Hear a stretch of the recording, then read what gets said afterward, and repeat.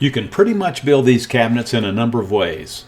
Depending on what the specific needs of a piece call for, I may tweak some of the things I do, but on the whole, for this style of unit, I'm going to follow the same basic process. This video is about completing the 2 vanity tower units for this master bath remodel and brings this project to its completion. I'm going to begin work with building some boxes. For these storage towers, the boxes are going to be 16 inches deep, 14.5 inches wide, and 54 inches tall. These are the dimensions for the exterior of the finished units. So when I start cutting shelving for the inner structure of these units, I need to keep in mind those final outer dimensions and adjust the cuts in size to account for the thickness of the materials that make up the insides of the units. This will make a little more sense as we go along, but basically you have to make sure that everything that gets cut fits within the parameters of the outside dimensions. Generally speaking, cabinet units are either going to be built with face frames or without face frames. These towers will not have face frames, which basically means that the doors and drawer fronts on these cabinet units totally cover the front of the boxes. So when you open the doors, you have full access to the interior of the cabinet without anything in the way. If cabinets are built with face frames, the stiles and rails of the face frame are assembled first and attached to the front of the boxes. Then cabinet doors are attached to the face frames, which means that the face frames form a part of the cabinet front and will be visible looking at the cabinet front. The cabinet doors and drawer fronts will have some space between them. The nice thing about the no face frame approach is that you can cut very tight tolerances between the doors and the drawer fronts, which gives the whole unit a really nice look, plus they're a little easier to get things in and out of than face frame units. When I open a cabinet door, I like the look of a melamine interior finish on the shelving and sides of the units much more than a plywood or painted look. If I'm careful with my table saw blade height while cutting the pieces, I can make almost chip-free cuts in the melamine.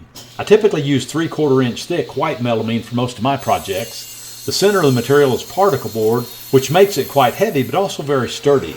I'm set up to build the boxes most efficiently using pocket holes, but that's certainly not necessary.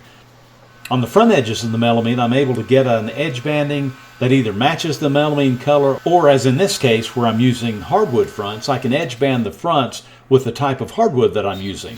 That way the edges of the melamine can be stained and finished to match the fronts. Since this front edge will be visible when the cabinet doors are open, staining the fronts of the cabinet boxes is a very clean and good looking option.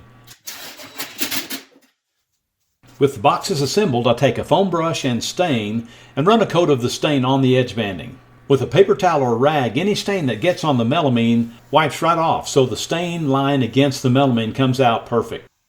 After a couple of coats of satin polyacrylic finish, the boxes are ready to go back to the job site. I still need to add trim pieces to the base and top of both boxes, which will help give them the finished look we are wanting. Since the main structure is melamine, the exterior will be covered completely with finished wood panels, doors, and drawers, and the only time you'll see the melamine is when the doors are open. The exterior panels add about another 7/8 of an inch thickness to the boxes, so the trim pieces will also be 7/8 inch thick. On the top trim, I'll add another 7/8 inch overhang to make that design a little more interesting. Where each tower pushes up against the sheetrock wall, I'm adding another piece of trim that will flush out with the doors and drawer fronts when they're installed. The right tower fits nicely up against the wall, so that trim piece is no problem to install. But on the left tower, the wall has a hump in it, so that makes me have to scribe and cut the trim piece to compensate for that bump in the wall. If I don't do that, the left tower will have a lean to it, so by burying the hump in the piece of trim, the tower can stand plumb. With the boxes pretty well squared away now, I can permanently attach them to the walls and make the final cuts for my top trim pieces.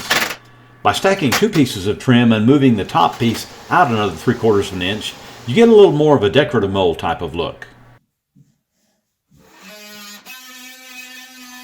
Since we modified the whole structure of this bathroom and expanded the size of the vanity, I need to relocate the wall plugs, which means that with the new towers, the wall plugs must be mounted in the frame of the cabinet. So you take this one step at a time and start by cutting the holes where you want them to be for best functional use, and I'm trying to put them in places where I can also make them work with the panels that will cover the sides of the towers. So with the units installed and trimmed out, it's back to the shop and time to build 3 doors and 1 drawer front for each tower. The doors are made of solid alder and are what is called a shaker style door, or in my part of the world they're also called mission style. They are a simple style of construction and are made of 2 1/4 inch wide pieces that are 7/8 inch thick, and they have a 3/8 inch thick panel that goes in the center of the door. I have a set of bits that goes in my shaper that allows me to cut the slots in the door stiles and the matching cuts in the rails so that when they're all put together, the glue joints are very strong. There are plywood products that have a hardwood veneer over a center core that will work with this type of door style. I'm not a big fan of using them, particularly when I'm staining, because sometimes it seems like the plywood takes the stain differently than the hardwood. It's faster and cheaper than what I'm doing, but the finished product is not as good. Hardwood has its own peculiarities, as I'll show you in a minute, but the more you use it, the more special the finished product is, at least in my way of thinking.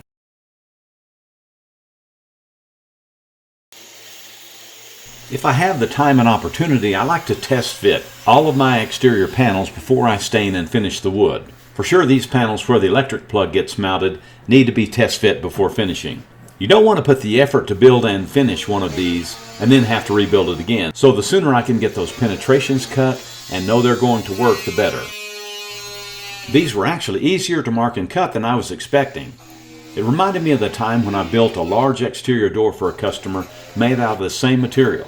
The main difference is that it was a 7-foot tall door and it was made from 2-inch thick alder and the same style as these doors, but it had a 3/8 inch tempered glass insert in the top panel.